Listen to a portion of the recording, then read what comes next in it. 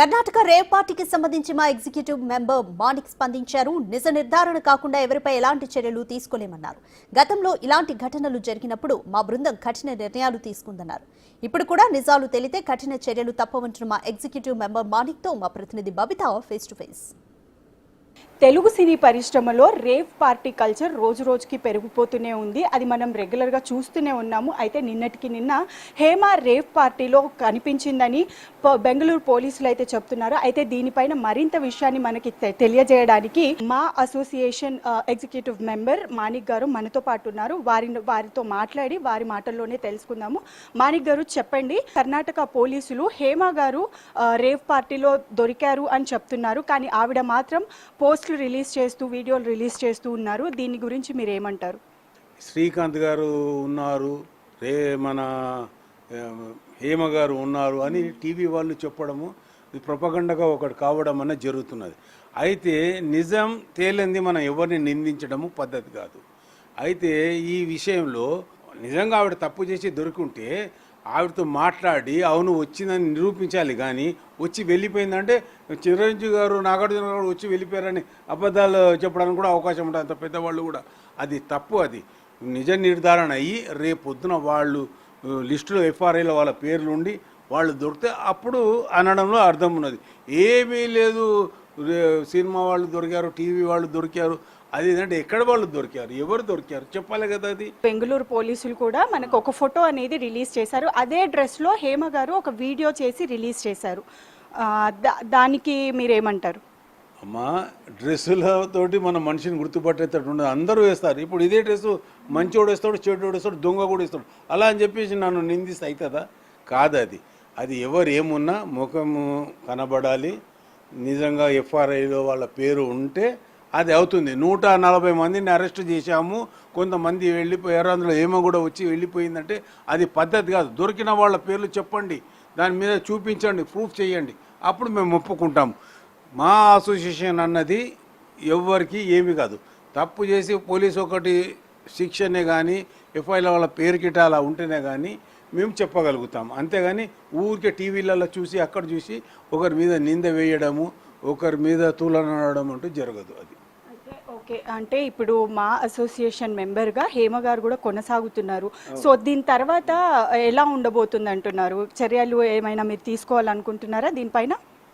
నిజంగా ఏమనే కానీ ఇంకెవరైనా ఆర్టిస్టులే కానీ మా ఆర్టిస్టులు సంబంధించి ఏదైనా తప్పు చేసి దొరికారంటే మేము దాని మీద ఒక కమిటీ వేసి మేము ఈసీ మెంబర్లమంతా అక్కడ కూర్చొని ఏమి చేయాలని కొంతమంది పెద్దలను, పాత హీరోలను అడ్వైస్ తీసుకొని ఏదన్నా చర్య తీసుకోవడానికి అవకాశం ఉంటుంది.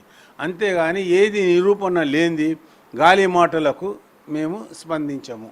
అది అంటే ఇప్పుడు సెలబ్రిటీస్గా ఉంటూ సోషల్ మీడియాలో ఒక రెస్పాన్సిబుల్ పర్సన్ అనే చెప్పుకోవాలి మనం. సో ఇలాంటివి ఇట్లా ఒక సెలబ్రిటీస్ పైన ఇలాంటి అలిగేషన్స్ వస్తున్నప్పుడు మీరు ఎలా హ్యాండిల్ చేస్తారు వీటిని?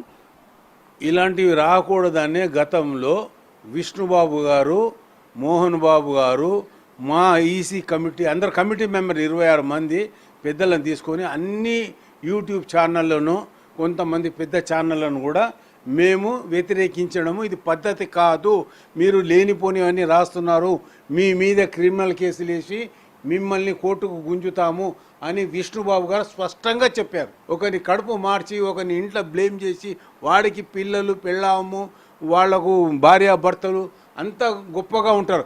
అలాంటి కుటుంబంలో నీచపు మాటలు, అబద్ధపు మాటలు మాట్లాడి మీరు ఇలాంటి అలిగేషన్స్ తీసుకొచ్చి ఇండస్ట్రీని ఓ ఓ ఓ అని చెయ్యకండి ప్లీజ్, దయచేసి.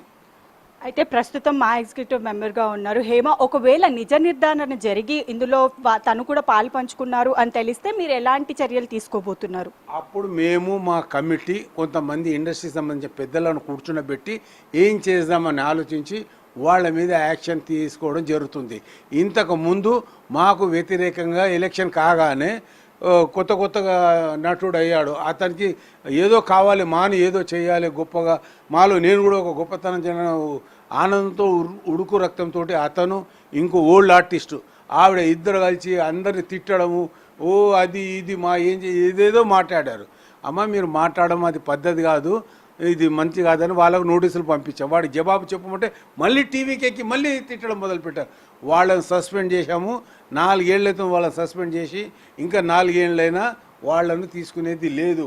వాళ్ళు క్షమాపణ లెటర్ ఇచ్చి చేసిన తప్పు మీడియా ముందర మేము చేసాం తప్పు మమ్మల్ని క్షమించండి అని ఒప్పుకునే వరకు వాళ్ళని మేము తీసుకోము. ఫైనల్గా ఈ రేవ్ పార్టీ కల్చర్ అనేది తెలుగు సినిమా పరిశ్రమని కుదిపేస్తుందనే చెప్పాలి. దీని గురించి మీరు ఏం చెప్తారు? అమ్మ, ఇది ఒక 10 ఏళ్ల నుంచి జరుగుతున్నది. డ్రగ్స్ తీసుకున్నారు సినిమా వాళ్ళు అని చెప్పేసి అది ఇది ఇది ఇది అన్నారు. ఎక్కడ ఏ తప్పు జరిగినా ముందు వచ్చి సినిమా ఇండస్ట్రీ మీద పడతారు. సినిమా వాళ్ళ నుంచి ఒక పబ్లిసిటీ దొరుకుతుంది, అలాగైతేనే జనం చూస్తారు అని ఒక అలవాటు అయిపోయింది. అది మంచి పద్ధతి కాదు.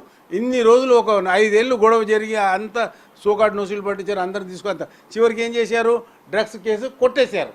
ఏమైంది, ఇన్ని రోజులు మీరు వాళ్ళ మీద నిందలు మోపారు, చివరికి ఏమీ లేదు, అంత ఉత్తుది అని తేల్చేశారు. మీ అందరికీ నేను చేతులెత్తి దండం పెట్టి చెప్తున్నాను, రాళ్ళు కొట్టకండి, అవకాశం ఉంటే పూలదండ వేయండి, లేకపోతే రాళ్ళు మాత్రం వేయకండి. అది నేను చెప్పేది.